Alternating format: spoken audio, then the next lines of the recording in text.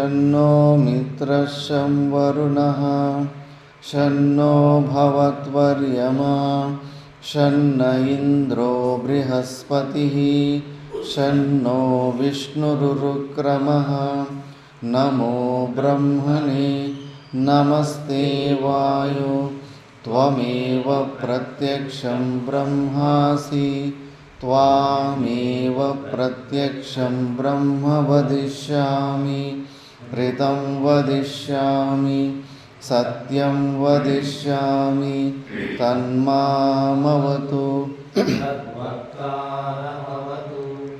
अवतु माम् अवतु वक्तारम् ॐ शान्ति शान्ति शान्तिः ॐ सहना भवतु सहनौ भुनक्तु सह वीर्यं करवावहै तेजस्विनावधीतमस्तु मा विद्विषावहै ॐ शान्ति शान्ति शान्तिः छन्दसां वृषभो विश्वरूपः छन्दोऽव्योऽध्यमृतात् सम्बभूव समेन्द्रो मेधया स्पृणोतु अमृतस्य देवधारणो भूयासं शरीरं मे विचर्षणं जिह्वा मे मधुमत्तमा कर्णाभ्यां भूरिविश्रुवं कोशोऽसि मेधया पिहितः श्रुतं मे गोपाय ॐ शान्ति शान्ति शान्तिः वृक्षस्य रेरिव कीर्तिपृष्ठं गिरेरिव ऊर्ध्वपवित्रो वाजिनीव स्वमृतमस्मि द्रविणगुंसवर्चसं सुमेधा अमृतोक्षितः इति त्रिशङ्कोर्वेदानुवचनम् ॐ शान्ति शान्ति शान्तिः पूर्णमदः पूर्णमिदं पूर्णात् पूर्णमुदच्यते पूर्णस्य पूर्णमादाय पूर्णमेवावशिष्यते ॐ शान्ति शान्ति शान्तिः आप्यायन्तु ममाङ्गानि वाक्प्राणश्चक्षुः श्रोत्रमतो बलमिन्द्रियाणि च सर्वाणि सर्वं ब्रह्मोपनिषदं माहं ब्रह्म निराकुर्याम् मा ब्रह्म निराकरो न निराकरणमस्त्वनिराकरणं मे अस्तु तदात्मनि निरते य उपनिषत्सु धर्मास्ते मयि सन्तु ते मयि सन्तु ॐ शान्ति शान्ति शान्तिः मे मनसि प्रतिष्ठिता मनो मे वाचि प्रतिष्ठितम् आविराविर्मयेदि वेदस्य मानीस्तः श्रुतं मे मा प्रहासीरणेन नीतेनाहोरात्रान्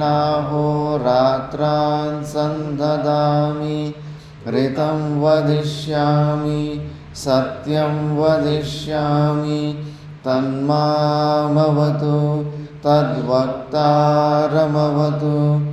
अवतु माम् अवतु वक्तारमवतु वक्तारम् शान्ति शान्ति ॐ नो अभिवातय मनः ॐ शान्ति शान्ति शान्तिः ॐ भद्रं कर्णेभिः शृणुयाम देवाः भद्रं पश्येमाक्षभिर्यजत्राः स्थिरैरङ्गैस्तुष्टुवागुंसस्तनूभिः व्यशेम देवहितं यदायुः स्वस्ति न इन्द्रो वृद्धश्रवाः स्वस्ति न पूषा विश्ववेदाः स्वस्ति नस्तार्क्ष्यो वरिष्ठनेमिः स्वस्ति नो बृहस्पतिर्ददातु। ॐ शान्ति शान्ति शान्तिः। यो ब्रह्माणं विदधाति पूर्वं यो वै वेदांश्च प्रहिणोति तस्मै तं देवमात्मबुद्धिप्रकाशं मुमुक्षुर्वै शरणमहं प्रपद्ये। ॐ शान्ति शान्ति शान्तिः। नमो ब्रह्मादिभ्यो ब्रह्मविद्यासम्प्रदायकर्तृभ्यो वंशर्षिभ्यो महद्भ्यो नमो गुरुभ्यः। सर्वोपप्लवरहितः प्रज्ञानगणः प्रत्यगर्तो ब्रह्मैवाहमस्मि ब्रह्मैवाहमस्मि। ॐ शान्ति शान्ति शान्तिः।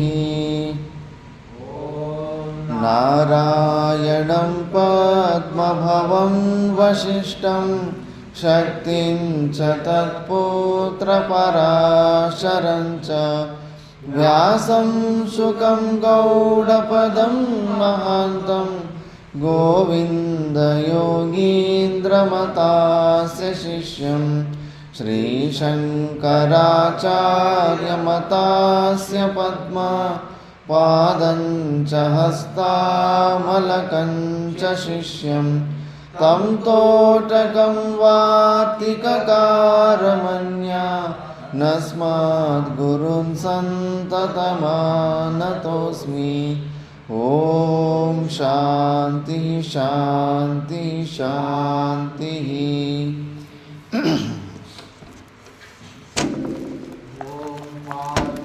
ಇಲ್ಲ ಎರಡನೇ ಅಧ್ಯಾಯ.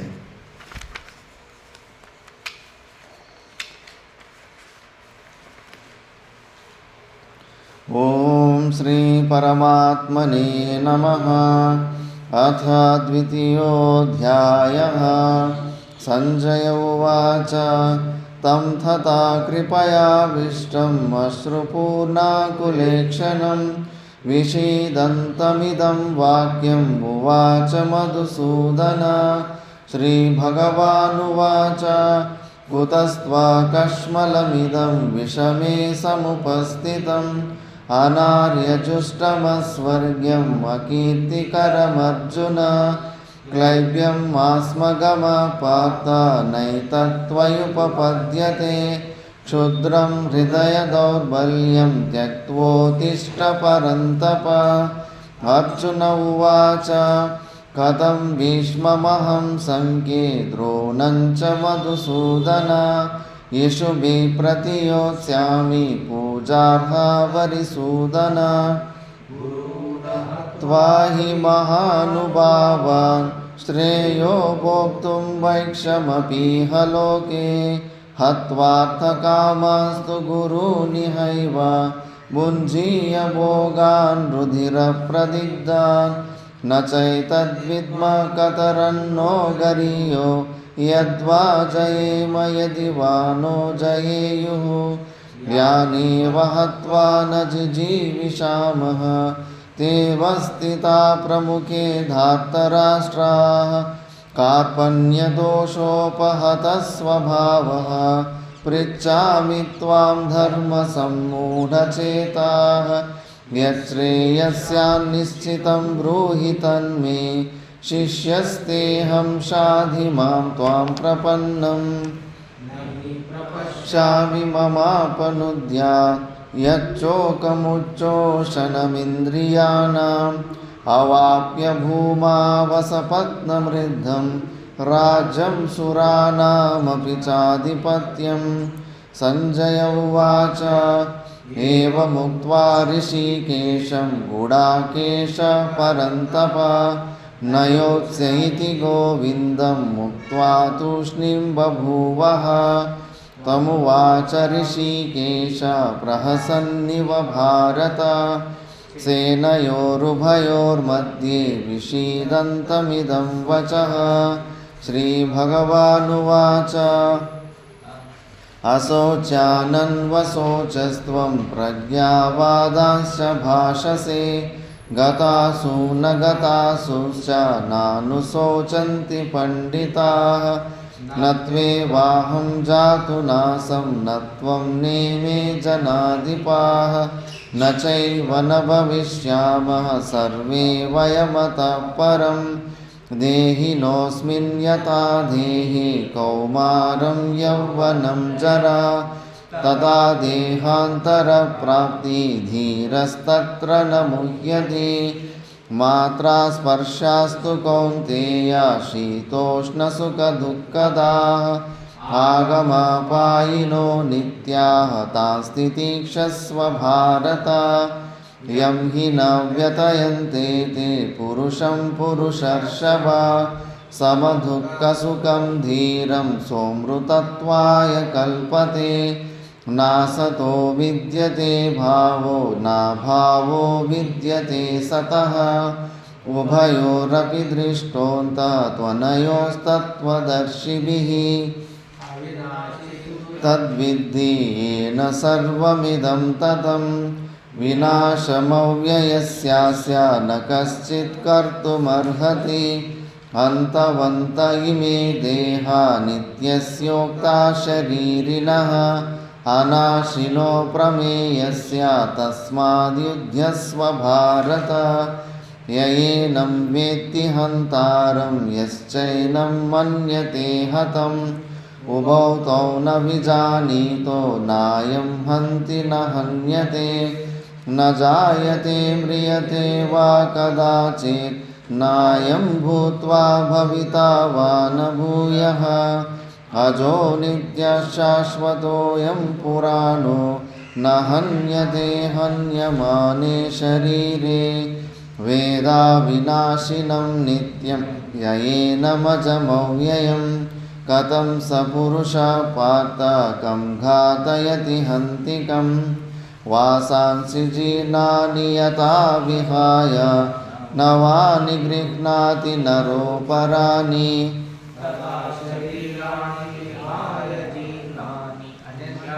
संयाति नवानि देहि नैनं छिन्दन्ति शस्त्राणि नैनं दहति पावकः न चैनं क्लेदयन्त्यापो न शोषयति मारुतः। अच्छेद्योऽयमदाह्योऽयम् अक्लेद्यो शोष्य एव च नित्यः सर्वगतस्ताणुरचलोऽयं सनातनः। अव्यक्तोऽयमचिन्त्योऽयम् अविकार्योऽयमुच्यते। तस्मादेवं विदित्वैनं नानुशोचितुमर्हसि। अथ चैनं नित्यजातं नित्यं वा मन्यसे मृतं तथापि त्वं महाबाहो नैवं शोचितुमर्हसि। जातस्य हि ध्रुवो मृत्युः ध्रुवं जन्म मृतस्य च तस्मादपरिहार्येते न त्वं शोचितुमर्हसि। अव्यक्तादीनि भूतानि व्यक्तमध्यानि भारत तानि धनान्येव तत्र का परिदेवना। आश्चर्यवत् पश्यति कश्चिदेनम् आश्चर्यवद्वदति तथैव चान्यः आश्चर्यवच्चैनमन्यः शृणोति श्रुत्वाप्येनं वेद न चैव कश्चित्। देहि नित्यमवध्योऽयं देहि सर्वस्य भारत तस्मात् सर्वाणि भूतानि न त्वं शोचितुमर्हसि। स्वधर्ममपि चावेक्षा न विकम्पितुमर्हसि धर्म्याधियुद्धात् श्रेयोऽन्यत्क्षत्रियस्य न विद्यते यदृच्छया चोपपन्नं स्वर्गद्वारमपावृतम् क्षत्रियाः पार्थ लभन्ते युद्धमीदृशम् अथ चेत्त्वमिमं धर्म्यं सङ्ग्रामं न करिष्यसि ततः स्वधर्मं कीर्तिं च हित्वा पापमवाप्स्यसि अकीर्तिं चापि भूतानि कथयिष्यन्ति ते व्ययाम् सम्भावितस्य च कीर्तिमरणादतिरिच्यते भयाद्रणादुपरतं मन्स्यन्ते त्वां महारथाः येषां च त्वं बहुमतो भूत्वा यास्यसि लाघवम्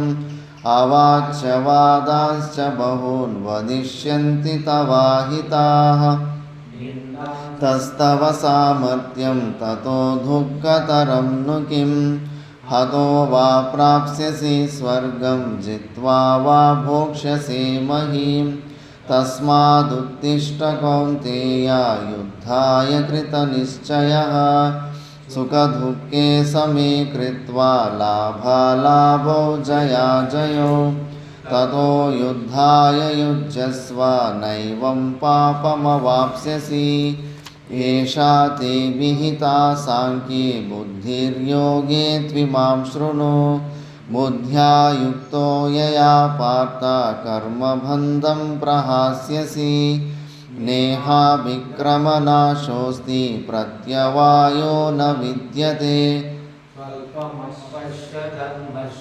त्रायते महतो भयात् व्यवसायात्मिका बुद्धिः एकेह कुरु नन्दन बहुशाखायनन्ताश्च बुद्धयो व्यवसायिनां यामिमां पुष्पितां वाचं प्रवदन्त्यविपश्चितः वेदवादरता पार्थ नान्यदस्तीति वादिनः कामात्मानः स्वर्गपरा जन्मकर्मफलप्रदां क्रियाविशेषबहुलां भोगैश्वर्यगतिं प्रति भोगैश्वर्यप्रसक्तानां तया परितचेतसां व्यवसायात्मिका बुद्धिः समादौ न विधीयते त्रैगुण्यविषया वेदा निस्त्रैगुण्यो भवार्जुन निर्द्वन्द्वो नित्यसत्त्वस्थो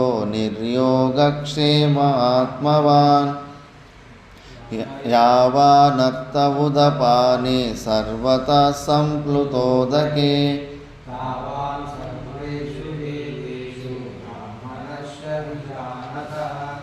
कर्मण्येवाधिकारस्ते मा फलेषु कदाचन मा कर्मफलहेतुर्भूमा ते सङ्गोऽस्त्वकर्मणि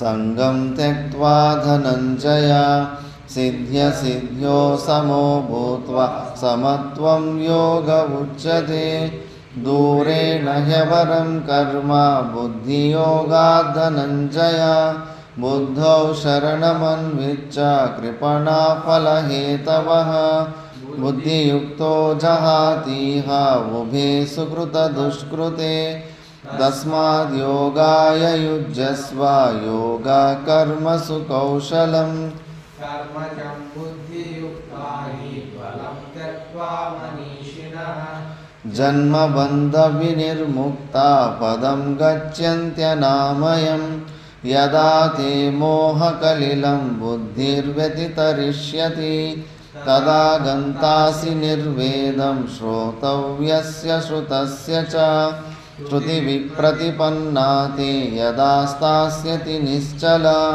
समाधावचला बुद्धि तदा योगमवाप्स्यसि अर्जुन उवाच स्थितप्रज्ञस्य का भाषा समाधिस्तस्य केशव स्थितधि किं प्रभाषेत किमासीत व्रजेत किं श्रीभगवानुवाच प्रजहाति यदा कामान् सर्वान् पार्थमनोगतान् वात्मना तुष्टः स्थितप्रज्ञस्तदोच्यते दुःखेष्वनुद्विग्नमनाः सुखेषु विगतस्पृहः वीतरागभयक्रोधः स्थितधीर्मुनिरुच्यते यः सर्वत्रानभिस्नेहः तत्तत्प्राप्य शुभाशुभं नाभिनन्दति न द्वेष्टि तस्य प्रज्ञा प्रतिष्ठिता यदा संहरते चायं कूर्मोऽङ्गानीव सर्वशः इन्द्रियाणीन्द्रियार्थेभ्यः तस्य प्रज्ञा प्रतिष्ठिता विषया विनिवर्तन्ते निराहारस्य देहिनः रसवर्जं रसोऽप्यस्य परं दृष्ट्वा निवर्तते यततो ह्यपि कौन्तेय पुरुषस्य विपश्चितः इन्द्रियाणि प्रमाथीनि हरन्ति प्रसभं मनः तानि सर्वाणि संयम्य युक्तासीत मत्परः वशे हि यस्येन्द्रियाणि तस्य प्रज्ञा प्रतिष्ठिता ध्यायतो विषयान् पुंसः सङ्गस्तेषुपजायते सञ्जायते कामः कामात् क्रोधोऽभिजायते क्रोधात् भवति सम्मोहः सम्मोहात् स्मृतिविभ्रमः स्मृतिभ्रंशात् बुद्धिनाशो बुद्धिनाशात् प्रणश्यति रागद्वेषवियुक्तैस्तु विषयानिन्द्रियैश्चरन् आत्मवश्यैर्विधेयात्मा प्रसादमधिगच्छति प्रसादे सर्वदुःखानां हानिरस्योपजायते प्रसन्नचेतसो यासु बुद्धिपर्यवतिष्ठते नास्ति बुद्धिरयुक्तस्य न चायुक्तस्य भावना न च भावयतः शान्ति अशान्तस्य कुतः सुखम् इन्द्रियाणां हि चरतां यन्मनोनुविधीयते तदस्य हरति प्रज्ञां वायुर्नावमिवाम्बसि तस्माद् यस्य महाबाहो निगृहीतानि सर्वशः इन्द्रियाणीन्द्रियार्थेभ्यः तस्य प्रज्ञा प्रतिष्ठिता या निशा सर्वभूतानां तस्यां जागर्ति संयमी यस्यां जागृति भूतानि सा निशा पश्यतो मुनेः आपूर्यमानमचलप्रतिष्ठं समुद्रमाप प्रविशन्ति यद्वत् तद्वत् कामायं प्रविशन्ति सर्वे स शान्तिमाप्नोति न कामकामी विहाय कामान्यः सर्वान् पुमांश्चरति निःस्पृहः निर्ममो निरहङ्कारः स शान्तिमधिगच्छति एषा ब्राह्मी स्थितिः पार्थ नैनां प्राप्य विमुह्यते स्यामन्तकालेऽपि ब्रह्मनिर्वाणमृच्छति ॐ तत्सदिति श्रीमद्भगवद्गीतासु उपनिषत्सु ब्रह्मविद्यायां योगशास्त्रे श्रीकृष्णार्जुनसंवादे सांख्ययोगो नाम द्वितीयोऽध्यायः। ॐ शान्ति शान्ति शान्तिः। ॐ नारायणः परो व्यक्तात् अण्डमव्यक्तसम्भवम् अण्डस्यान्तस्त्विमे लोकाः सप्तद्वीपा च मेदिनी। ॐ शान्ति शान्ति शान्तिः।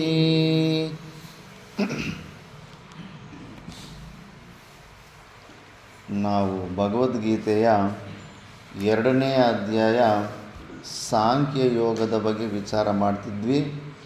ಅಧ್ಯಾಯ ಪೂರ್ತಿ ಆದಮೇಲೆ ಅದರ ಪುನರಾವೃತ್ತಿ ರಿವಿಷನನ್ನು ಮಾಡ್ತಾಯಿದ್ದೀವಿ. ಇದೇ ಕ್ರಮದಲ್ಲಿ 4 ಮತ್ತು 5ನೇ ಶ್ಲೋಕಗಳ ಬಗ್ಗೆ ಇವತ್ತು ವಿಚಾರ ಮಾಡೋಣ. ಅರ್ಜುನ ಉವಾಚ ಈ ಶ್ಲೋಕಗಳು ಕಂಠಸ್ಥ ಆಗಿದೆಯಾ? ಮಂಗಳ ಚೈತನ್ಯ. ಕಥಂ ಭೀಷ್ಮ ಅಹಂ ಸಂಖ್ಯೆ ದ್ರೋಣಂಚ ಕಥಂ ಭೀಷ್ಮ ಕಥಂ ಭೀಷ್ಮ ಅಹಂ ಭೀಷ್ಮಂ ಅನ್ಬೇಕು. ಕಥಂ ಭೀಷ್ಮಮಹಂ ಭೀಷ್ಮಂ ಅಹಂ ಕಥಂ ಭೀಷ್ಮಂ ಅಹಂ ಸಂಖ್ಯೆ ದ್ರೋಣಂಚ ಮಧುಸೂದನ ಇಶುಭಿ ಪ್ರತಿ ಯೋಚ್ಯಾಮಿ ಪೂಜಾರ್ಹ ವರಿಸೂದನ ಪೂಜಾರ್ ಹ ವರಿಸೂದನ. ಸ್ವಲ್ಪ ಪೂಜೆಗೆ ಅರ್ಹತೆ ಇರೋರಂತ ಪೂಜಾರ್ಹರು. ಪೂಜಾರ್ಹ ವರಿಸೂದನ. ಗುರು ಗುರುನಿ ಹತ್ವಾ ಹಿ ಮಹಾನುಭಾವನ್ ಶ್ರೇಯೋ ಭಕ್ತುಂ ಭೈಕ್ಷಮತೀಹ ಲೋಕೆ. ಗುರುನ ಹತ್ವಾ ಹಿ ಮಹಾನುಭಾವಾನ್ ಶ್ರೇಯೋ ಭೋಕ್ತುಂ ಭೈಕ್ಷಮತೀಹ ಲೋಕೆ. ಹತ್ವಾರ್ಥ ಕಾಮಾಸ್ತ ಗುರುನಿ ಹೈವ ಭುಂಜೀಯ ಭೋಗ ರುಧಿರ ಪ್ರದೀಪ. ಸುವಿಚಾರ ಅಂದರೆ ಅರ್ಜುನೋವಾಚ ಕಥಂ ಭೀಷ್ಮಮಹಂ ಸಂಖ್ಯೆ ದ್ರೋಣಂಚ ಮಧುಸೂದನ ಇಶಿಭಿ ಪ್ರತಿಯೋತ್ಸಾಮಿ ಪೂಜಾರ್ಹವರಿಸೂದನ. ಗುರೂಣಿ ಹತ್ವಾ ಹಿ ಮಹಾನುಭಾವಾನ್ ಶ್ರೇಯೋ ಭೋಕ್ತುಂ ಭೈಕ್ಷಮತೀಹ ಲೋಕೆ. ಹತ್ವಾರ್ಥ ಕಾಮಾಂತು ಗುರೂಣಿ ಹೈವ ಭುಂಜೀಯ ಭೋಗಾನ್ ರುಧಿರ ಪ್ರದೀಪ್ತಾನ್. ಮಂಗಲ ಚೈತನ್ಯ. ಅರ್ಥ ಏನಪ್ಪ? ಅರ್ಜುನ ಉವಾಚ ಕಥಂ ಭೀಷ್ಮಂ ಅಹಂ ಸಂಖ್ಯೆ ದ್ರೋಣಂಚ ಮಧುಸೂದನ ಇಶುಭಿ ಪ್ರತಿ ಯೋಚ್ಯಾಮಿ ಪೂಜಾರ್ ವರಿಸೂದನ. ಅರ್ಜುನನು ಮಧುಸೂದನಿಗೆ ಶ್ರೀಕೃಷ್ಣ ಪರಮಾತ್ಮನಿಗೆ ಹೀಗೆ ಹೇಳುತ್ತಾನೆ. ಹೀಗೆ ಹೇಳಿದ್ದನು. ಹೇ ಮಧುಸೂದನ, ಅಹಂ ನಾನು. ಹೇ ಮಧುಸೂದನ, ಅಹಂ ನಾನು ಪೂಜಾರ್ಹ ವರಿಸೂದನ ಪೂಜೆಗೆ ಯೋಗ್ಯರಾಗಿರುವ ಭೀಷ್ಮಂ ದ್ರೋಣಂಚ ಭೀಷ್ಮ ಮತ್ತು ದ್ರೋಣರನ್ನು ಇಶುಭಿ ಪ್ರತಿಯೋತ್ಸಾಮಿ ಇವರಿರುವರನ್ನು ಎದುರಿಸಿ. ಇರುವರನ್ನು ಮತ್ತು ಇಶುಭಿ ಅಂದರೆ ಇವರುಗಳನ್ನು ಬಿಲ್ಲು ಬಾಣ ಇಶುಭಿ ಬಾಣ ಬಿಲ್ಲು ಬಾಣ ಇಶುಭಿ ಬಾಣಗಳಿಂದ ಹೆಂಗೆ ಹೊಡಿಲಿ ಅವ್ರನ್ನ. ಪ್ರತಿಯೋಚ್ಯಾಮಿ ಸಂಖ್ಯೆ ಇವರುಗಳನ್ನು ಬಾಣಗಳಿಂದ ಹೇಗೆ ಎದುರಿಸಲಿ. ಮತ್ತೇನು ಸಂಖ್ಯೆ ಅನ್ನೋ ಶಬ್ದ ಬರಲೇ ಇಲ್ಲ. ಸಂಖ್ಯೆ ಅನ್ನೋ ಪದಕ್ಕೆ ಅರ್ಥ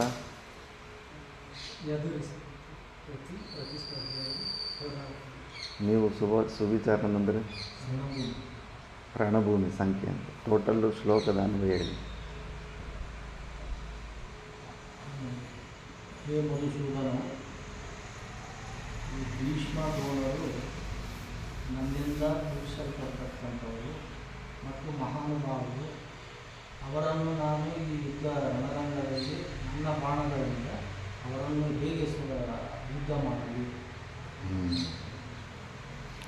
ಆಲ್ಮೋಸ್ಟ್ ಕರೆಕ್ಟು. ಇದು ಅನ್ವಯಶ ಏನಿಲ್ಲ, ಸ್ವಲ್ಪ ಅದು ನಂಬರ್ಗಳು ಬರ್ಕೊಂಡಿದ್ದು ನೆನಪಿದ್ರೆ ಹೇ ಮಧುಸೂದನ ಅದಾದಮೇಲೆ ಅಹಂ ಅಂತ ಬರುತ್ತೆ. ನಾನು ಸಂಖ್ಯೆ ರಣಭೂಮಿಯಲ್ಲಿ ಸಪ್ತಮಿ ಏಕವಚನ ರಾಮೇ ಅಂತ ಬಂದಿತ್ತಲ್ಲ, ರಣಭೂಮಿಯಲ್ಲಿ ಕಥಂ ಹೇಗೆ,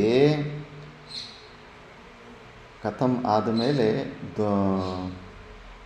ಇಶುಭಿಹಿ ಹೇಗೆ ಬಾಣಗಳಿಂದ ಭೀಷ್ಮ ಮತ್ತು ದ್ರೋಣರನ್ನು ಪ್ರತಿಯೋತ್ಸ್ಯಾಮಿ ಅವ್ರ ಮೇಲೆ ಪ್ರಯೋಗ ಹೇಗೆ ಮಾಡಲಿ, ನಾನು ಬಾಣಗಳಿಂದ ಅವರಿಬ್ಬರ ಮೇಲೆ ಹೇಗೆ ಪ್ರಯೋಗ ಮಾಡಲಿ. ಯಾಕೆ ಮಾಡೋಕ್ಕಾಗಲ್ಲ, ಯತಃ ಯಾಕಂದರೆ, ಯತಃ ಅನ್ನೋದು ಅಧ್ಯಾಹಾರ ಮಾಡ್ಕೋಬೇಕು. ಯಾಕಂದರೆ ಯತಃ ಅನ್ನೋದು ಒಂದು ಎಕ್ಸ್ಟ್ರಾ ಪದ, ಅಧ್ಯಾಹಾರ ಸಪ್ಲೈ ಮಾಡ್ಕೋಬೇಕು.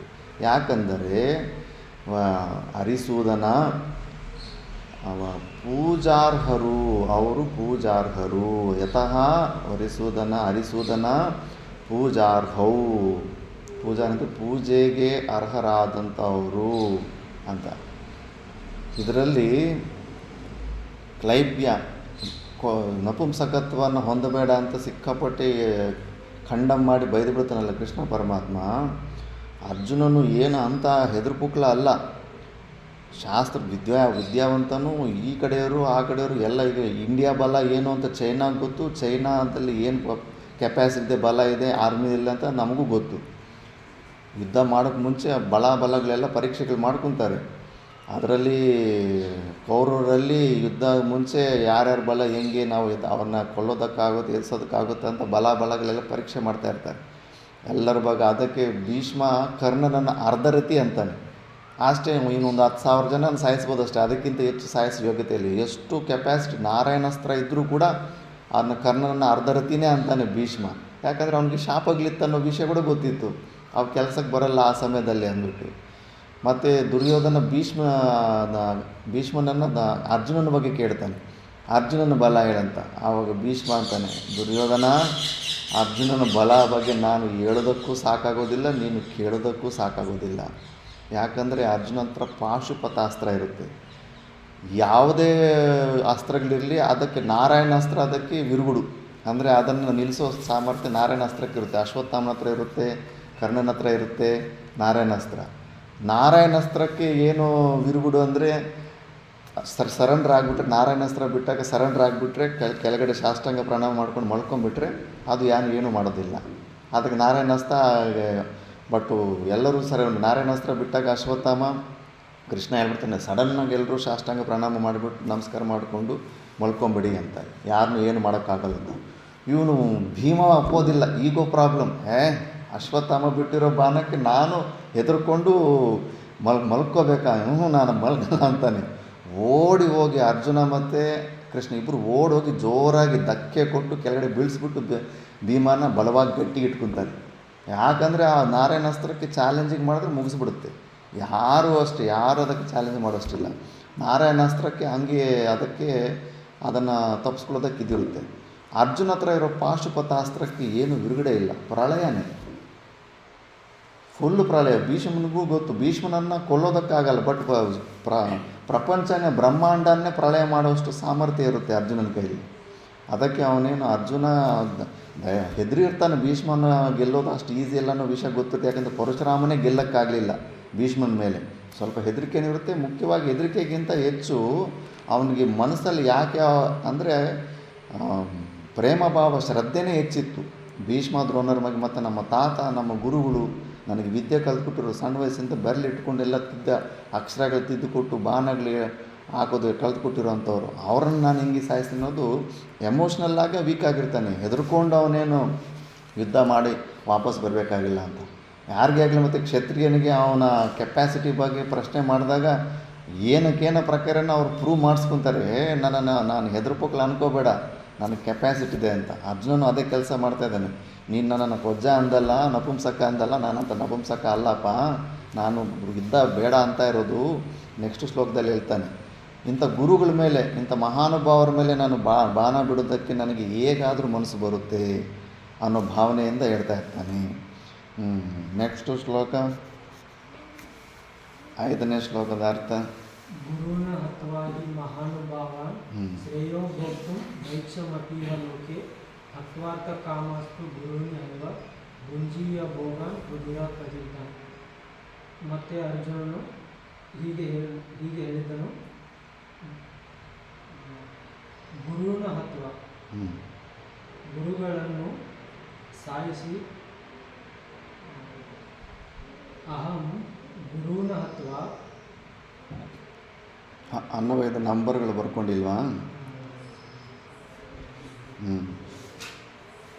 ಅಹಂ ಗುರುನ ಹತ್ವ ಮಹಾನುಭಾವಾನ್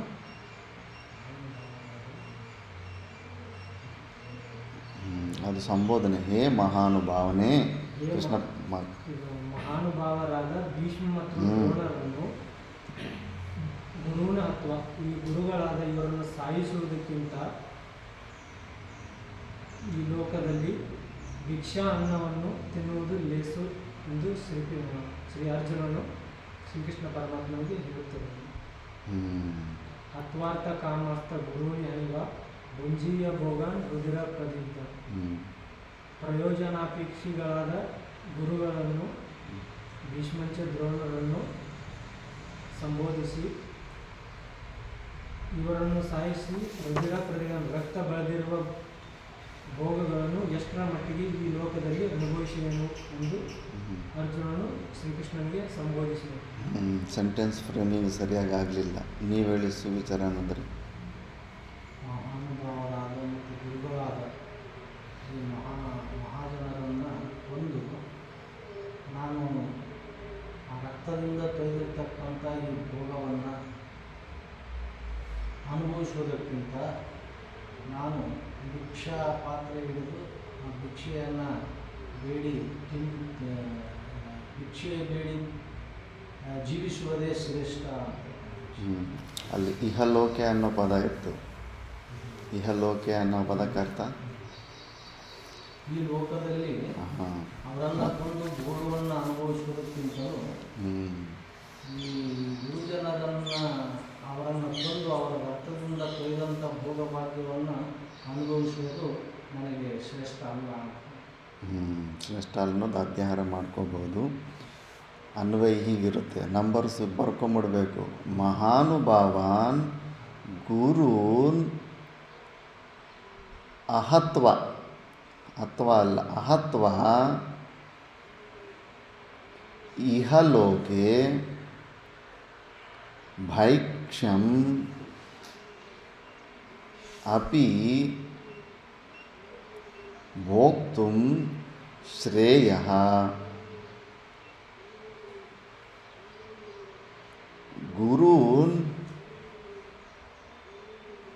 ಗುರೂನ್ ಏವ ಹತ್ವಾ ಅರ್ಥಕಾಮಾನ್ಸ್ತು ಭೋಗಾನ್ ರುದಿರಪ್ರದಿಗ್ಧಾನ್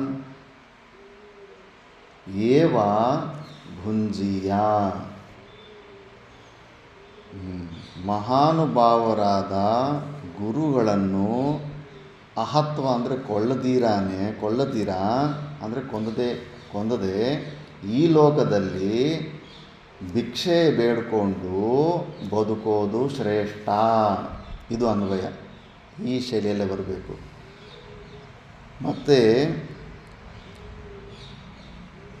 ಹತ್ವ ಕೊಂದು ಅಂದರೆ ಗುರುನ್ ಹತ್ವ, ಗುರುಗಳನ್ನು ಕೊಂದು ಅರ್ಥಕಾಮ, ಅದರಿಂದ ಬಂದಂಥ ಏನೇ ಸಂಪತ್ತಿ ಆಗಲಿ ರಾಜ್ಯ ಆಗಲಿ ಅದು ರುದಿರ ಪ್ರದಿಗ್ಧಾನ ಅರ್ಥಕಾಮಾನ್, ರಕ್ತದಿಂದ ಸಿಕ್ತವಾದಂಥ ರಾಜ್ಯ ಅರ್ಥ ಏನಿದೆಯೋ ಅದನ್ನು ಭೋಗಾನ್ ರುದಿರ ಪ್ರದಿಗ್ಧಾನ್ ಏವ ಭುಂಜಿಯ. ರಕ್ತಸಿಕ್ತವಾದ ನಮ್ಮ ಗುರುಗಳ ರಕ್ತಸಿಕ್ತವಾದಂಥ ಅವ್ರ ರಕ್ತದಿಂದನೇ ರಕ್ತವನ್ನೇ ತಿನ್ನುವಷ್ಟು ಸಮಾನವಾಗಿರುತ್ತೆ. ಅದನ್ನೇ ತಿಂದಂಗೆ ಭುಂಜಿಯ ಅಂತ, ಅದನ್ನು ತಿಂದಂಗೆ ಆಗುತ್ತೆ ಅಂತ ಇದರ ಅರ್ಥ. ಈ ಥರ ಸ್ವಲ್ಪ ಅಭ್ಯಾಸ ಮಾಡ್ಕೊತಾ ಇದ್ದರೆ ಅದಕ್ಕೆ ಆ ನಂಬರ್ಗಳು ಬರ್ಕೋಬೇಕು ಅಂತ ಹೇಳಿದ್ದು. ಅದಕ್ಕೆ ಸಲುವಾಗಿ ಸೆಂಟೆನ್ಸ್ ಫ್ರೇಮಿಂಗು. ಇದು ಸ್ವಲ್ಪ ಅಭ್ಯಾಸ ಮಾಡ್ಕೊಂಡ್ಬಿಟ್ರೆ ನಾಳೆ ಇನ್ನೊಬ್ಬರಿಗೂ ಕೂಡ ಸಹಾಯ ಮಾಡೋದಕ್ಕೆ ಆಸ್ಕಾರ ಇರುತ್ತೆ ಯಥಾರ್ಥವಾಗಿ.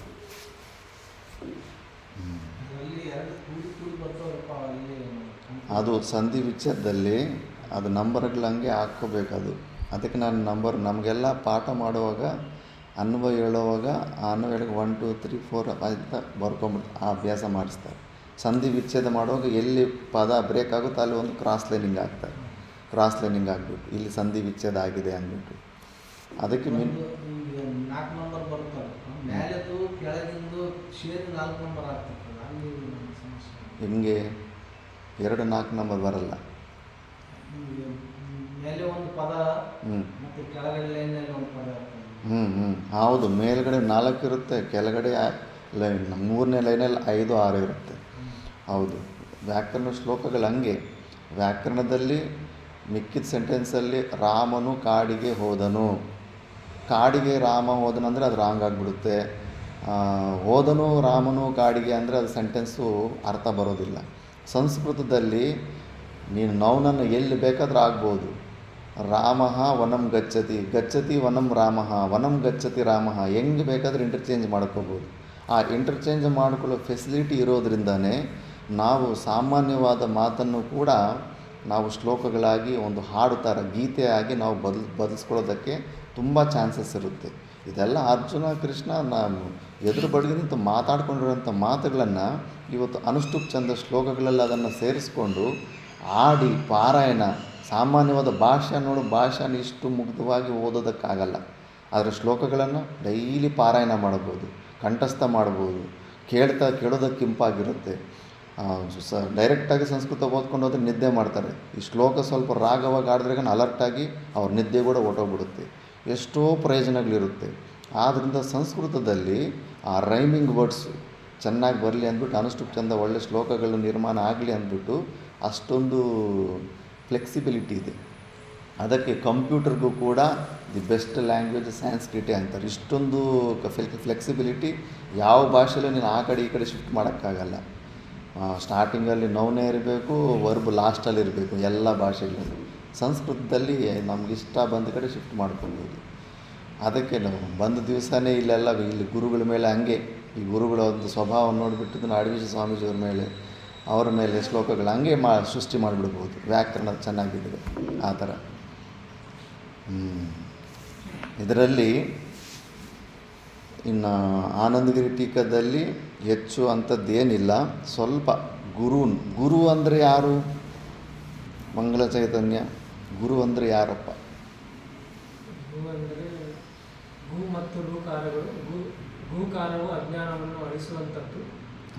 ಅಳಿಸುವುದಲ್ಲ, ಗೂಕಾರವು ಅಜ್ಞಾನವನ್ನು, ಗು ಶಬ್ದವು ಅಂಧಕಾರದ ಪ್ರತೀಕ. ಹಾಗೆ ರೂಕಾರವು ಅದನ್ನು ನಾಶ ಮಾಡುವಂಥದ್ದು. ಈ ರೀತಿಯಾಗಿ ಅಜ್ಞಾನವನ್ನು ಅಥವಾ ಅಂಧಕಾರವನ್ನು ನಾಶ ಮಾಡುವಂಥವರಿಗೆ ಗುರು ಎಂದು ಸಂಬೋಧಿಸಲಾಗುತ್ತೆ. ಅದೇ ರೀತಿಯಾಗಿ ಅಜ್ಞಾನವನ್ನು ಅಳಿಸಿ ಸುಜ್ಞಾನದ ಬೋಧೆಯನ್ನು ಮಾಡುವನು ಅಥವಾ ಆತ್ಮತತ್ವದ ಬೋಧನೆ ಮಾಡುವ ಬೋಧಕರಾದ ಗುರುಗಳಿಗೆ ಈ ಗುರುನಾಮವನ್ನು ಅರ್ಪಿಸಲಾಗುತ್ತೆ ಅಂತ. ಹೌದು, ಒಂದು ಶ್ಲೋಕ ಇತ್ತು ಅವಧೂತ ಗೀತೆಯಿಂದ ಬರ್ಕೊಂಡಿದೆ ಅದು. ಗು ಶಬ್ದಸ್ತ್ವಂಧಕಾರ ಸ್ಯಾತ್ ರು ಶಬ್ದಸ್ತನ್ನಿರೋಧಕ ಅಂಧಕಾರ ನಿರೋಧಿತ್ವಾತ್ ಗುರುರಿತ್ಯಭಿಧೀಯತೆ. ಬರ್ಕೊಂಡಿದೆಯಾ? ಬರ್ಕೊಂಬಿಡು ಒಂದು ಜಾಗ. ಗು ಶಬ್ದಸ್ತ್ವಂಧಕಾರ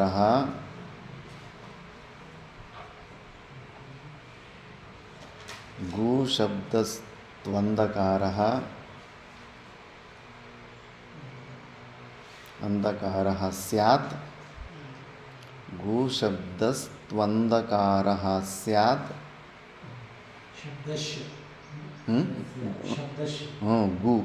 ಗು ಶಬ್ದಸ್ತ್ವಂಧಕಾರ ಗು ಶಬ್ದಸ್ತ್ವಂದ ತಕಾರ ವಕಾರ ಸೇರಿ ತ್ವಂಧಕಾರ ಗು ಶಬ್ದಸ್ತ್ವಂಧಕಾರ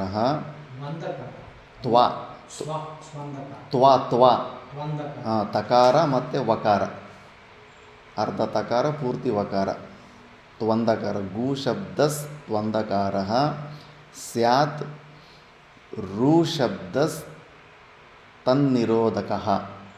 ರು ಶಬ್ದಸ್ತನ್ನಿರೋಧಕ.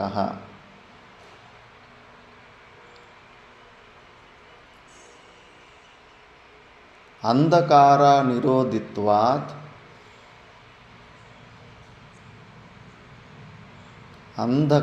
ನಿರೋಧಿತ್ವಾತ್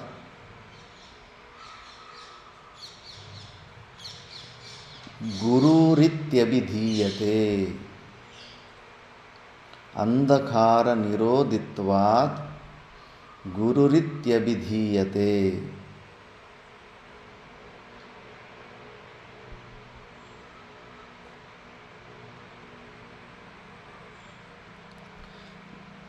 ಗು ಶಬ್ದಸ್ತ್ವಂಧಕಾರಃ ಸ್ಯಾತ್ ರು ಶಬ್ದಸ್ತನ್ನಿರೋಧಕಃ ಅಂಧಕಾರ ನಿರೋಧಿತ್ವಾತ್ ಗುರುರಿತ್ಯಭಿಧೀಯತೆ.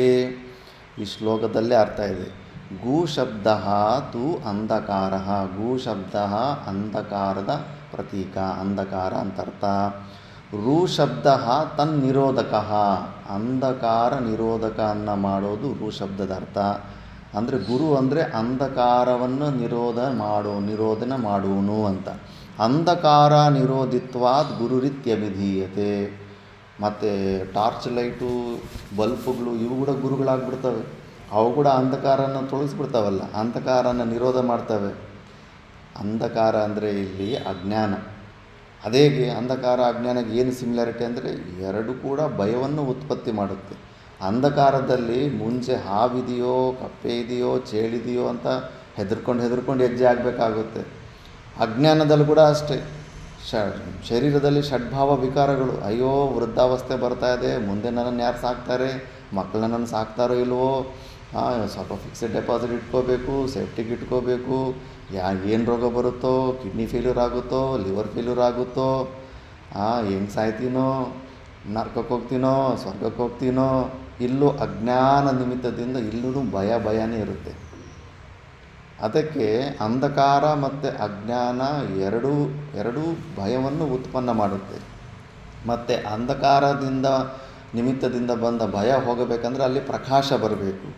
ಮತ್ತು ಇಲ್ಲಿ ಅಜ್ಞಾನ ನಿಮಿತ್ತದಿಂದ ಬರುವ ಭಯ ಹೋಗಬೇಕಂದ್ರೆ ಜ್ಞಾನ, ಅವಿದ್ಯೆ ನಾಶ ಆಗಬೇಕಂದ್ರೆ ಜ್ಞಾನ ರೂಪದ ಪ್ರಕಾಶ ಬರಬೇಕು. ಜ್ಞಾನವೂ ಕೂಡ ಪ್ರಕಾಶ ಸ್ವರೂಪ ಅನ್ನೋದು ನಾವು ಎಷ್ಟೋ ಸತಿ ವಿಚಾರ ಮಾಡಿದ್ದೀವಿ. ಬೃಹದಾರಣ್ಯಕ ಉಪನಿಷತ್ತಲ್ಲಿ ಒಂದೇ ಶ್ಲೋಕದಲ್ಲಿ ಹೇಳಿಬಿಟ್ಟಿದ್ದಾರೆ, ನಮ್ಮ ಸ್ವರೂಪ ಪ್ರಕಾಶ ಲೈಟ್ ಥರನೇ, ಅದು ಗೊತ್ತಿಲ್ಲದಿರೋ ವಸ್ತುವನ್ನು ಗೊತ್ತು ಮಾಡೋ ಅಂಥ ಕೆಪ್ಯಾಸಿಟಿ ಇದೆ ಅಂತ. ಅದನ್ನು ಮತ್ತೆ ಇನ್ನೊಂದು ಸತಿ ರಿಪೀಟ್ ಮಾಡೋಣ.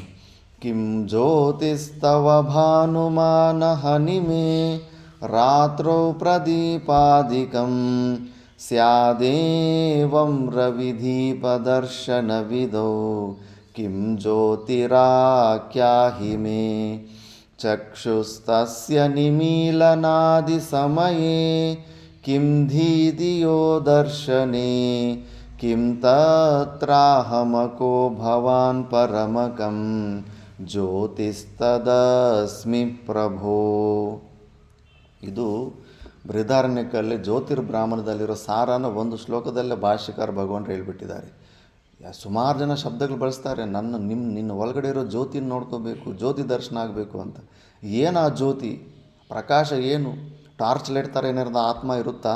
ಸಿನಿಮಾಗಳಲ್ಲಿ ತೋರಿಸ್ದಂಗೆ ವೈಟ್ ಕಲರ್ ತೋರಿಸ್ಬಿಡ್ತಾರೆ, ಶರೀರದಿಂದ ಆತ್ಮ ಹೋದಾಗ ಫುಲ್ ವೈಟ್ ಕಲರ್ ತೋರಿಸ್ಬಿಡ್ತಾರೆ. ಆ ಥರ ಪ್ರಕಾಶ ಅಲ್ಲ, ಈ ಶ್ಲೋಕದಲ್ಲೇ ಬಂದುಬಿಡುತ್ತೆ ನಮ್ಮದು ಎಂಥ ಪ್ರಕಾಶ ಅಂದ್ಬಿಟ್ಟು. ಗುರು ಶಿಷ್ಯರ ಪ್ರಶ್ನೆ ಉತ್ತರದಲ್ಲಿ ಗುರು ಶಿಷ್ಯನ ಕೇಳ್ತಾನೆ, ಶಿಷ್ಯ ಹಗಲೊತ್ತಲ್ಲಿ ನೀನು ಯಾವುದರ ಸಹಾಯದಿಂದ ಎಲ್ಲ ವಸ್ತುಗಳನ್ನು ನೋಡ್ತೀಯಪ್ಪ ಅಂದರೆ, ಗುರುಗಳೇ ಸನ್ಲೈಟ್, ಸೂರ್ಯನ ಕಿರಣಗಳಿಂದ ನೋಡ್ತೀನಿ. Very good. ಮತ್ತು ರಾತ್ರಿ ಯಾವುದರ ಸಹಾಯದಿಂದ ನೀನು ಎಲ್ಲ ವಸ್ತುಗಳನ್ನು ನೋಡ್ತೀಯಪ್ಪ ನೀನು ಅಂದರೆ, ಮೂನ್ಲೈಟ್, ಚಂದ್ರನ ಬೆಳಕು, ಲ್ಯಾಂಪ್ ಲೈಟ್, ದೀಪದ ಬೆಳಕಿಂದ ಎಲ್ಲ ವಸ್ತುಗಳನ್ನು ನೋಡ್ತೀನಿ ಗುರುಗಳೇ. ವೆರಿ ಗುಡ್ ಅಪ್ಪ. ಮತ್ತು ನೀನು ಮಲ್ಕೊಂಡ ಮೇಲೆ ಮತ್ತು ಅಮಾವಾಸ್ಯೆ ದಿವಸ ನಿನ್ನ ಹತ್ರ ಲ್ಯಾಂಪು ಇಲ್ಲ, ಮತ್ತು ಮೂನ್ಲೈಟು ಇರಲ್ಲ. ಅವತ್ತು ದೊಡ್ಡ ಹಾಲಲ್ಲಿ ಮಲ್ಕೊಂಡಿರ್ತೀಯ, ಮೂಲೆಯಲ್ಲಿ ಯಾವುದೋ ವಾಟರ್ ಬಾಟ್ಲು ಮಡಿಕೆನೋ ನೀರಿನ ಮಡಿಕೆ ಇಟ್ಟಿರ್ತೀಯ. ಅರ್ಧ ರಾತ್ರಿಯಲ್ಲಿ ನಿನಗೆ ಬಾಯಾರಿಕೆ ಆದರೆ ಹೋಗಿತ್ತು, ಕುಡಿತೇ ಇಲ್ಲ ನೀನು. ಕುಡಿತೀನಿ ಗುರುಗಳೇ. ಮತ್ತು ಹೇಗಪ್ಪ ಆವಾಗ ಅಲ್ಲಿ ಆ ಮಡಿಕೆಯನ್ನು ನೀನು ಯಾವ ಲೈಟಿಂದ ನೋಡ್ದಪ್ಪ ನೀನು? ಯಾವ ಲೈಟ್ ಇಲ್ವಲ್ಲ, ನಿನ್ನ ಕೈ ನಿನಗೆ ಕಾಣಿಸ್ತಾ ಇಲ್ಲ ಅಂಥ ಅಂಧಕಾರ ಅಮಾವಾಸ್ಯೆಯಲ್ಲಿ ಅಂದರೆ ಆವಾಗ ಯೋಚನೆ ಮಾಡಿ, ಬುದ್ಧಿ ರೂಪದ ಲೈಟು, ಬುದ್ಧಿ ಕೂಡ ಲೈಟ್ ಮಾಡೋ ಕೆಲಸ ಮಾಡುತ್ತೆ. ಗೊತ್ತಿಲ್ಲದೆ ಇರೋ ಕಾಣಿಸ್ದೇ ಇರೋ ವಸ್ತುಗಳನ್ನು ಕಾಣಿಸೋ ಥರ ಮಾಡಿಸುತ್ತೆ. ಬುದ್ಧಿ ರೂಪ ಪ್ರಕಾಶದಿಂದ ನಾನು ಆ ಮಡಿಕೆ ಅಂದರೆ ಹಗಲೊತ್ತಲ್ಲಿ ನಾನು ನೋಡಿದ್ದೆ, ಆ ಮೂಲೆಯಲ್ಲಿ ನಾವು ಮಡಿಕೆ ಇಟ್ಟಿದ್ದೀವಂತ ಅನುಮಾನ ಪ್ರಮಾಣಗಳಿಂದ ನಾನು ಇಷ್ಟು ಹೆಜ್ಜೆ ಹಾಕ್ಕೊಂಡು ಮುಂದೆ ಹೋದರೆ ಹೆಚ್ಚು ಕಡಿಮೆ ಅಲ್ಲಿ ಮಡಿಕೆ ಸಿಗುತ್ತೆ ಅಂದ್ಬಿಟ್ಟು ಅಲ್ಲಿ ಹೋಗ್ಬಿಟ್ಟು ಅದ್ರ ಮೇಲೇ ಗ್ಲಾಸ್ ಇಟ್ಟಿದ್ದೀನಿ, ನೀರು ಕುಡಿಬೋದಂತ ಬುದ್ಧಿರೂಪ ಪ್ರಕಾಶದಿಂದ ನಾನು ಆ ವಸ್ತುನ ನೋಡಿದೆ ಅಂತ. ವೆರಿ ಗುಡ್ ಅಪ್ಪ ನೀನು. ಮತ್ತು ರಾತ್ರಿ ಹೊತ್ತು ಮಲಗಿದಾಗ ಸುಷುಪ್ತಿ ಅವಸ್ಥೆಯಲ್ಲಿ ಆ ಬುದ್ಧಿ ಮನಸ್ಸರು ಕೂಡ ಇಲ್ವಲ್ಲಪ್ಪ. ಮತ್ತು ಎದ್ದ ಮೇಲೆ ನೀನು ಗುರುಗಳೇ ನಾನು ಚೆನ್ನಾಗಿ ನಿದ್ದೆ ಮಾಡಿದ್ದೆ, ಸ್ವಪ್ನಗಳು ಕೂಡ ಬರಲಿಲ್ಲ ನನಗೆ ಅಂದೆ. ಮತ್ತು ಈ ಆಶ್ರಮದಲ್ಲಿ ಯಾರು ಬಂದಿಲ್ಲ ಅಂತ ಹೇಳೋದಕ್ಕೆ ನಾನೊಬ್ಬನು ಇರಬೇಕಲ್ಲ, ಯಾರೊಬ್ಬರು ಇರಬೇಕಲ್ಲ, ಇದ್ದವನಿಗೆ ಗೊತ್ತಾಗುತ್ತೆ. ಮತ್ತು ಸ್ವಪ್ನಗಳು ಬಂದಿಲ್ಲ ಅನ್ನೋ ವಿಷಯ ನಿನಗೆ ತಿಳಿದಿದೆ ಅಂದರೆ ನೀನು ಯಾವ ಪ್ರಕಾಶದಿಂದ ನೀನು ಸ್ವಪ್ನಗಳು ಬಂದಿಲ್ಲ ಅಂತ ತಿಳ್ಕೊಂಡಪ್ಪ ಅಂದರೆ ಆವಾಗ ಯೋಚನೆ ಮಾಡಿ, ಅಹಂ ತದಸ್ಮಿ ಪ್ರಭು, ಅದು ನಾನೇ, ನನ್ನ ಸ್ವರೂಪನೇ. ನಮ್ಮ ಆತ್ಮ ಸ್ವರೂಪ ಕೂಡ ಎಲ್ಲ ಪ್ರಕಾಶ ಲೈಟ್ ಥರನೇ ಎಲ್ಲ ವಸ್ತುಗಳನ್ನು ನೋಡಿ ತಿಳ್ಕೊಳ್ಳೋ ಸಾಮರ್ಥ್ಯ ಇರುತ್ತೆ. ಕಣ್ಣಿಗೆ ಕಣ್ಣು ಥರ, ಅಂದರೆ ಚಕ್ಷುರಿಂದ್ರಿಯಕ್ಕೆ ಚಕ್ಷು ಥರ, ಶ್ರೋತ್ರೇಂದ್ರಿಯಕ್ಕೆ ಶ್ರೋತ್ರ ಥರ, ರಸನೇಂದ್ರಿಯಕ್ಕೆ ರಸ ಥರ, ಎಲ್ಲವೂ ನಮ್ಮ ಆತ್ಮಸ್ವರೂಪದಲ್ಲಿದೆ. ಅದು ಎಲ್ಲವೂ ನೋಡ್ತಾ ಇರುತ್ತೆ ಸಾಕ್ಷಿ ಭಾವದಲ್ಲಿ. ವ್ಯಕ್ತ ಮಾಡಬೇಕು ಅಂದ್ರೆಗನ ಆ ಇಂದ್ರಿಯಗಳ ಸೆಟ್ ಬೇಕು. ಇಂದ್ರಿಯಗಳ ಸೆಟ್ ಇಲ್ಲ ಅಂದರೂ ಕೂಡ ಎಲ್ಲವನ್ನು ನೋಡ್ತಾ ಇರುತ್ತೆ, ಕೇಳ್ತಾ ಇರುತ್ತೆ. ಆದರೆ ವ್ಯಕ್ತ ಮಾಡಬೇಕಂದ್ರೆ ಆ ಇಂದ್ರಿಯಗಳ ಸೆಟ್ ಬೇಕು. ಅಂದರೆ ನಮ್ಮ ಸ್ವರೂಪ ಕೂಡ ಪ್ರಕಾಶ ಸ್ವರೂಪನೇ, ನಮ್ಮ ಸ್ವಭಾವ ಲೈಟ್ ಥರನೇ, ನಾವು ಜ್ಞಾನ ಸ್ವರೂಪ, ಪ್ರಕಾಶ ಸ್ವರೂಪಗಳು ಅಂದ್ಬಿಟ್ಟು. ಅದಕ್ಕೆ ಆ ಪ್ರಕಾಶ ಸ್ವರೂಪಗಳು ಅಂತ, ಅದಕ್ಕೆ ಇಲ್ಲಿ ಮತ್ತು ನಮ್ಮಲ್ಲಿರೋ ಅಂಧಕಾರ ಅವಿದ್ಯೆ ಅಜ್ಞಾನ ಅನ್ನೋದು ಅಂಧಕಾರ ಹೋಗ್ಬೇಕಂದ್ರೆ ನಮ್ಮಲ್ಲಿರೋ ಈ ಜ್ಯೋತಿಯನ್ನು ನಾವು ಜಾಗೃತಿ ಪಡಿಸ್ಕೋಬೇಕು. ಜಾಗೃತಿ ಪಡಿಸ್ಕೊಳ್ಳಿಲ್ಲ ಅಂದರೆ ನಮಗೆ ಅದು ಆ ಅಂಧಕಾರ ಹೋಗೋದಿಲ್ಲ. ಅಜ್ಞಾನ, ಆ ಅಜ್ಞಾನ ನಿಮಿತ್ತದಿಂದ ಹೆಜ್ಜೆ ಹೆಜ್ಜೆಗೂ ಹೆದರಿ ಮ್ಯಾಕ್ಸಿಮಮ್ ಹೆಜ್ಜೆಗೂ ಹೆದರಿಕೆಯಿಂದನೇ ಎಲ್ಲ ರಾಗದ್ವೇಷಗಳು ಸಿಕ್ಕಾಕೊಂಡ್ಬಿಡ್ತೀವಿ. ಆ ಹೆದರಿಕೆ ಹೋಗಬೇಕಂದ್ರೆಗನ ಅಂತ ಮತ್ತು ಗುರು ನಮ್ಮಲ್ಲಿ ಆ ಅಜ್ಞಾನನ ತೊಲಗಿಸಿ ನಮ್ಮ ಸ್ವರೂಪದಲ್ಲಿ ನಿಲ್ಲಿಸಿ ಆ ಭಯದ ನಿವೃತ್ತಿಯನ್ನು ಮಾಡುವಂಥವನೇ ಗುರು. ಅದು ಇದು ಕಾರ್ಪೆಂಟ್ರಿ ಕೆಲಸ ಕಲ್ತ್ಕೊಟ್ಟಿರೋರು ಇವರು ಅವರೆಲ್ಲ ಆಚಾರ್ಯರು, ಅವರೆಲ್ಲ ಗುರುಗಳಾಗೋದಿಲ್ಲ. ಮುಖ್ಯವಾಗಿ ಅವಿದ್ಯೆಯನ್ನು, ಅಜ್ಞಾನವನ್ನು ತೊಲಗಿಸಿ ಜ್ಞಾನವನ್ನು ಯಾರು ಪ್ರಸಾದ ಮಾಡ್ತಾರೋ ಅವರೇ ಗುರುಗಳು. ಗುರು ಶಬ್ದ ಅವ್ರಿಗೆ, ಟೀಚರ್ಗೆ ಎಲ್ಲ ಯಾರಿಗಂದರೆ ಅವ್ರಿಗೆ ಉಪಯೋಗಿಸ್ತಾರೆ ಗೌಣ ಪ್ರಯೋಗ. ಮಿಕ್ಕಿದ್ದು ಸೈನ್ಸು ಮ್ಯಾಥಮೆಟಿಕ್ಸು ಹೇಳ್ಕೊಡೋರ್ಗೂ ಗುರು ಅನ್ನೋ ಶಬ್ದ ಗೌಣ ಪ್ರಯೋಗವಾಗಿರುತ್ತೆ. ಮುಖ್ಯವಾಗಿ ಗುರು ಅನ್ನೋ ಶಬ್ದ ಕೇವಲ ಈ ಆಧ್ಯಾತ್ಮಿಕದಲ್ಲಿ ಶಾಸ್ತ್ರನ ಬೋಧನೆ ಮಾಡಿಬಿಟ್ಟು ಶಿಷ್ಯನ ಅಂಧಕಾರನ್ನು ತೊಲಗಿಸುವಂಥವನೇ ಗುರು. ಮಿಕ್ಕಿದ ಕೆಲಸ ಮಾಡೋನಲ್ಲ ಗುರು. ಮುಖ್ಯವಾಗಿ ಯಾರು ದತ್ತಾತ್ರೇಯ ಭಗವಾನರು ಇದು ನಿರ್ವಚನ ಹೇಳಿರೋದು ಈ ಶ್ಲೋಕ, ಅವಧೂತ ಗೀತೆಯಲ್ಲಿ ಶ್ಲೋಕ, ಗುರು ಶಬ್ದಗಂದರೆ ಏನು ಅಂದ್ಬಿಟ್ಟು. ಈ ಥರ ಅಂಥ ಗುರುಗಳನ್ನು, ಅಂಥ ನಮಗೆ ಅಂಥ ಮೋಕ್ಷ ಪ್ರದಾನವನ್ನು ಮಾಡಿಸುವಂಥ ಗುರುಗಳನ್ನು ಹೇಗೆ ಕೊಳ್ಳೋದಕ್ಕಾಗುತ್ತೆ? ಅರ್ಜುನ ನಿಜವಾಗಿ ಹೆದರುಪುಕ್ಲಲ್ಲ, ಮುಖ್ಯವಾಗಿ ಅವನಿಗೆ ಎಮೋಷ್ನಲ್ ಆಗಿ ಅಂತಹ ಪೂಜೆ ಡೈಲಿ ಎಷ್ಟೋ ವರ್ಷಗಳಿಂದ ಅವ್ರ ಕಾಲಿಗೆ ನಮಸ್ಕಾರ ಮಾಡಿಕೊಂಡು ಪಾದಪೂಜೆಗಳು ಮಾಡಿಕೊಂಡು ಈ ಸೇವೆ ಮಾಡಿಕೊಂಡ್ರಂಥ ಗುರುಗಳ ಮೇಲೆ ಬಾಣ ಬಿಡೋ ಮನಸ್ತತ್ವ ಆದರೆ ಹೇಗೆ ಬರುತ್ತೆ ಅಂದ್ಬಿಟ್ಟು. ಇದು ಸಮಸ್ಯೆ ಎಲ್ಲರಿಗೂ ಇದ್ದೇ ಇರುತ್ತೆ. ಯಾರ ಮೇಲೆ ಸ್ವಲ್ಪ ಹೆಚ್ಚು ಶ್ರದ್ಧೆ, ಯಾವುದೋ ಒಂದು ಲಾಸ್ಟ್ ಮೂಮೆಂಟಲ್ಲಿ ಇಷ್ಟ ದೇವತೆಗಳ ಮೇಲೆ ಕೂಡ ಆ ಸ್ವರೂಪಗಳನ್ನು ಬಿಡಬೇಕಾದ ಪರಿಸ್ಥಿತಿ ಇಲ್ಲ. ರಾಮಕೃಷ್ಣ ಪರಮಹಂಸರಿಗೂ ಈ ಸಮಸ್ಯೆ ಬಂದಿತ್ತು. ಕಾಲಿಕಾ ದೇವಿಯನ್ನು ನಾನು ಕತ್ತಿಯಲ್ಲಿ ಹೆಂಗೆ ಕಟ್ ಮಾಡಲಿ, ಮತ್ತು ಅದು ಹೋಗಲಿಲ್ಲ ಅಂದರೆ ದ್ವೈತೋಭಾವ ಹೋಗಲಿಲ್ಲ ಅಂದರೆ ಅದ್ವೈತ ಸಿದ್ಧಾಂತ ನಿರ್ವಿಕಲ್ಪ ಸಮಾಜ ಸ್ಥಿತಿ ಬರೋದಿಲ್ಲ. ಸಮಸ್ಯೆ ಆಗಿಬಿಡುತ್ತೆ. ಆ ಶ್ರದ್ಧೆ ಕೂಡ ಒಂದೊಂದು ಸತಿ ಎಲ್ಲಿ ಯಾವ ಮಟ್ಟಕ್ಕೆ ಅಂದರೆ ಅದನ್ನು ಕೂಡ ಗುರುಗಳೇ ಬಂದು ತೆಗಿಬೇಕು. ಅರ್ಜುನನು ಕೂಡ ಈಗ ಆ ಸಮಸ್ಯೆ ಆಗಿಬಿಟ್ಟಿದೆ. ಧರ್ಮದ ವಿಷಯದಲ್ಲಿ ಕನ್ಫ್ಯೂಷನ್ ಆಗ್ತಾ ಇದ್ದಾನೆ. ಅಲ್ಲಿ ನಮ್ಮ ಎಮೋಷ್ನಲ್ಗೆ ಅಲ್ಲಿ ದಾರಿ ಬಿಡಬಾರ್ದು, ಯಾವತ್ತೂ ಧರ್ಮಕ್ಕೆ ಪ್ರಧಾನವಾಗಿರಬೇಕು. ಭೀಷ್ಮ ಪಿತಾಮಹ ಇವನ್ನೆಲ್ಲ ದ್ರೌಪದಿ ವಸ್ತ್ರಾಭರಣ ಮಾಡುವಾಗ ಆ ಅನ್ಯಾಯನೆಲ್ಲ ನಿಲ್ಲಿಸ್ಬೋದಾಗಿತ್ತು. ಒಬ್ಬ ಭೀಷ್ಮ ಪಿತಾಮಹ, ದುರ್ಯೋಧನ ನೀನು ಹಿಂಗೆಲ್ಲ ಮಾಡಿದ್ರೆ ನೋಡು ಹೊಡಿತೀನಿ ಬಡಿತೀನಿ ಅಂತ ಒಂದು ಮಾತು ಎತ್ತಿದ್ರಿಗ ಮುಚ್ಕೊಂಡು ಸೈಲೆಂಟಾಗಿ ಬಿಡ್ತಾ ಇದ್ದ. ಅಷ್ಟು ಕೆಪಾಸಿಟಿ, ಧರ್ಮವನ್ನು ಕಾಪಾಡುವ ಕೆಪಾಸಿಟಿ ಇದ್ದು ಕೂಡ ಭೀಷ್ಮ ಆ ದುರ್ಯೋಧನ ಊಟ ತಿಂದು ಸ್ಪೃಹನೆ ಬಂದಿರಲಿಲ್ಲ. ದ್ರೋಣಾಚಾರ್ಯ ವಿಜಯೋತ್ತಮನಾಗಿರ್ತಾನೆ. ಗುರುಗಳ ವಿಷಯದಲ್ಲಿ ಚೆನ್ನಾಗಿ ಎಲ್ಲ ಪಾಠ ಎಲ್ಲ ಕಲ್ತ್ಕೊಟ್ಟಿದ್ದಾರೆ, ಓಕೆ. ನೀನು ನಿನ್ನ ವೃತ್ತಿಯನ್ನು, ಪೌರೋಹಿತ ಅಂತ ವೃತ್ತಿಯನ್ನು ಬಿಟ್ಟು ಮೋಕ್ಷದ ಮಾರ್ಗದ ಕಡೆ ಹೋಗದಿರಾ ಆ ದುರ್ಯೋಧನನು ಮಾಡೋ ಚಮಚಾಗಿರಿ ಭಕ್ತಿಗೆ ನೀನು ಇದಾಗಿಬಿಟ್ಟು, ಅವನು ಕೊಡೋ ಮರ್ಯಾದೆಗಳಿಗೆ ಅದಕ್ಕಿದು ಇದಾಗಿಬಿಟ್ಟು, ಆ ಪದವಿಗೆ ಮೇಲೆ ಮೋಹ ಇಟ್ಕೊಂಡ್ಬಿಟ್ಟು ಯುದ್ಧ ಭೂಮಿಯಲ್ಲಿ ಬಿಲ್ಲು ಬಾಣ ಇಟ್ಕೊಂಡು ಬಂದಿದೆಯಲ್ಲ. ಸ್ವಧರ್ಮವನ್ನೇ ಬಿಟ್ಟು ಪರಧರ್ಮನ ಆಶ್ರಯ ಮಾಡ್ತಾ ಇದೆಯಲ್ಲ.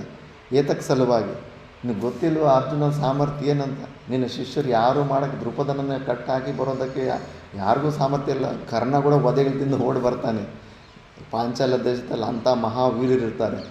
ಅಂಥ ಸಮಯದಲ್ಲಿ ಯಾರ ಕೈಲಿ ಆಗದಿರೋಂಥ ಕಾರ್ಯನ ಅರ್ಜುನ ನಿನಗೆ ಸಿದ್ಧಿ ಮಾಡಿದ್ದಾನೆ. ಅಂತ ಅರ್ಜುನನ ಕಡೆ ನೀನು ಇರಬೇಕಲ್ಲ. ನಿನಗೇನು ಪ್ರಪಂಚನೇ ತಂದು ನಿನ್ನ ಪಾದದ ಕೆಳಗಡೆ ಇಡ್ತಾ ಇದ್ದ. ವಿವೇಕ ಬುದ್ಧಿ ಎಲ್ಲ ಅಧರ್ಮದ ಮಾರ್ಗದಲ್ಲಿ ಹೋಗ್ತಾ ಇದ್ದಾರೆ. ಅಂಥವ್ರು ಮತ್ತು ಅಂಥವ್ರು ಇದ್ದಾಗ ದುಷ್ಟ ಚತುಷ್ಟಯ, ಧೃತರಾಷ್ಟ್ರ, ಶಕುನಿ, ದುರ್ಯೋಧನ, ದುಶ್ಯಾಸನ ಇವರೆಲ್ಲ ಅವರು ಸಾಯಲಿಲ್ಲ ಅಂದ್ರೆಗನ ಧರ್ಮದ ಸ್ಥಾಪನೆ ಆಗೋದಿಲ್ಲ. ಅರ್ಜುನನಿಗೆ ಗೊತ್ತಿರುತ್ತೆ. ಲಾಸ್ಟಲ್ಲಿ ಕೃಷ್ಣ ಬಂದು ನೀನು ಈ ಕಡೆ ಬಂದುಬಿಟ್ರೆ ಯುದ್ಧನೇ ಸ್ಟಾರ್ಟೇ ಆಗೋದಿಲ್ಲ, ಸ್ಟಾರ್ಟ್ ಆಗೋಕ್ಕೆ ಮುಂಚೆನೇ ಎಂಡ್ ಆಗಿಬಿಡುತ್ತಲ್ಲ, ನೀನೇ ರಾಜನಾಗ್ಬಿಡ್ತೀಯ, ನೀನು ಈ ಕಡೆ ಬಂದುಬಿಡ್ಬೋದಲ್ಲ, ಇಷ್ಟೊಂದು ದೊಡ್ಡ ಅನಾಹುತನೆಲ್ಲ ನಿಲ್ಲಿಸ್ಬೋದಂತ ಕೃಷ್ಣ ಅಂತಾನೆ. ಕರ್ಣ ಅಂತಾನೆ ಕೃಷ್ಣ ಪರಮಾತ್ಮ, ನೀನು ಮಾಡ್ತಾ ಇರೋ ಈ ಧರ್ಮದ ಯಜ್ಞದಲ್ಲಿ ನಾನು ಒಂದು ಸಮಿದಾಜ್ಞೆ ಆಗಬೇಕು ಅಂದ್ಕೊಂಡಿದ್ದೀನಿ. ನಾನು ಈ ಕಡೆ ಇದ್ರೇ ದುರ್ಯೋಧನನಿಗೆ ಧೈರ್ಯ ಬಂದು ಯುದ್ಧಕ್ಕೆ ಪ್ರಿಪೇರ್ ಆಗ್ತಾನೆ. ಮಿಕ್ಕಿದವರು ಭೀಷ್ಮ ದ್ರೋಣಗಳು ಬಲವಂತವಾಗಿದ್ದರೂ ಕೂಡ ಅವನಿಗೆ ಗೊತ್ತು ಇವರು ನನ್ನ ಪರವಾಗಿಲ್ಲ, ಇವರೆಲ್ಲ ಪಾಂಡವರ ಪರವಾಗಿದ್ದಾರೆ ಅಂದ್ಬಿಟ್ಟು ಅವನು ಯುದ್ಧಕ್ಕೆ ಮುಂದೆ ಹೋಗೋದಿಲ್ಲ. ನಾನು ಈ ಕಡೆ ಇದ್ರೇ ನನ್ನ ಧೈರ್ಯದಿಂದ ಬಲದಿಂದ ಅವನು ಯುದ್ಧಕ್ಕೆ ಮುಂದೆ ಹೋಗಬೇಕು. ಇಂಥ ಅಧಾರ್ಮಿಕರು ಸಾಯಬೇಕು, ಆವಾಗಲೇ ಧರ್ಮ ರಕ್ಷಣೆ ಆಗುತ್ತೆ.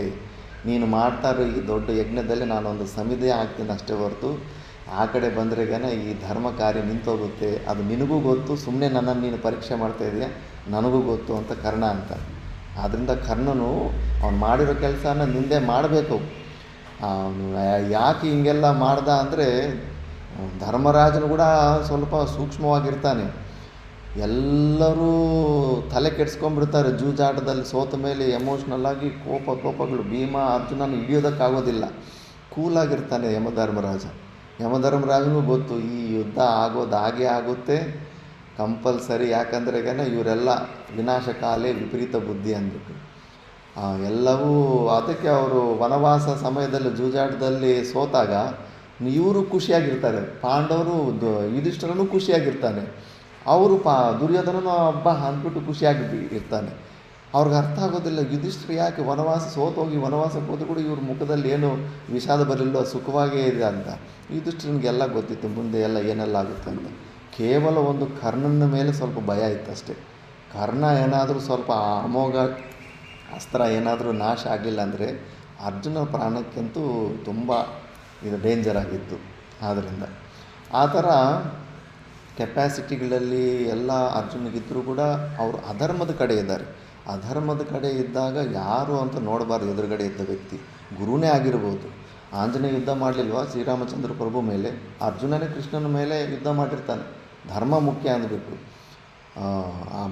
ಪ್ರಾಣ ಹೋದರೂ ಪರವಾಗಿಲ್ಲ, ಧರ್ಮನ ಮಾತ್ರ ಮುಂದಿಟ್ಕೋಬೇಕು ಅಂತ. ಅದು ಗೊತ್ತಿಲ್ಲ. ಆ ಮುಖ್ಯ ಧರ್ಮ ಯಾವುದು, ಗೌಣ ಧರ್ಮ ಯಾವುದು ಅನ್ನೋದರಲ್ಲಿ ಕನ್ಫ್ಯೂಷಲ್ಲೇ ಇದ್ದಾನೆ. ಅದಕ್ಕೆ ತನ್ನನ್ನು ತಾನು ಸ್ಪಷ್ಟೀಕರಣ ಮಾಡ್ತಾ ಇದ್ದಾನೆ. ನಾನೇನು ನಪುಂಸಕ ಅಲ್ಲ, ನಾನು ಕೆಪ್ಯಾಸಿಟಿ ಇದೆ ನನಗೆ. ನಾನು ಈ ಶ್ರದ್ಧೆಯಿಂದ ಇವರನ್ನು ನಮ್ಮವರನ್ನೇ ನಮಗೆ ಪೂಜೆ ಮಾಡಿ ಪಾಠ ಕಲಿಸುವಂಥ ಗುರುಗಳನ್ನು ಸಾಯಿಸಿ, ಮತ್ತು ಎಷ್ಟು ಜನ ಈ ಥರ ಮಾತಾಡ್ಕೊತಾರೆ, ಸ್ವಂತ ಗುರುಗಳನ್ನೇ ಸಾಯಿಸಿ ನೋಡಪ್ಪ ರಾಜ್ಯನ ಅನುಭವ ಮಾಡ್ತಾಯಿದ್ದಾರೆ ಅಂತಾರೆ. ಮತ್ತು ಈಗಲೂ ಏನೋ ತೆಲುಗಲ್ಲಿ ಅಂತಾರೆ, ವಾಡಿ ಶವಂ మీద ಆನಂದ ಪಡ್తున్నాರಂತ ಏನೋ ಒಂದು ಕೆಲವೊಂದು ಮಾತು ಅಂತಾರೆ, ಚುಚ್ಚೋ ಮಾತು. ಅಂದರೆ ಯಾರನ್ನಾದರೂ ಅನ್ಯಾಯ ಮಾಡಿಬಿಟ್ಟು ರೊಕ್ಕ ಗಿಕ್ಕ ಏನಾದರೂ ಸಂಪಾದನೆ ಮಾಡಿದರೆ ಅವನು ಶವದ ಮೇಲೆ ಇವರು ಆನಂದ ಮಾಡ್ತಾಯಿದ್ದಾರೆ ಅನ್ನೋ ಮಾತು ಅಂತಾರೆ. ಆ ಥರ ಅವಕ್ಕೆಲ್ಲ ಹೆದರ್ಕೊಂಡು ಈ ಥರ ಸ್ಥಿತಿಯನ್ನು ಹೊಂದುತ್ತಾ ಇರ್ತಾನೆ. ಇನ್ನು ಮಿಕ್ಕಿದ್ದು ಶ್ಲೋಕಗಳು ನಾವು ನೆಕ್ಸ್ಟ್ ಕ್ಲಾಸಲ್ಲಿ ನೋಡೋಣ.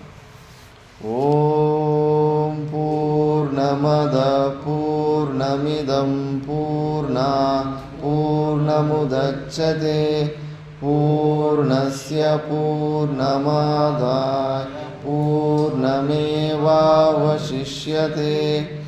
ಓಂ ಶಾಂತಿ ಶಾಂತಿ ಶಾಂತಿ.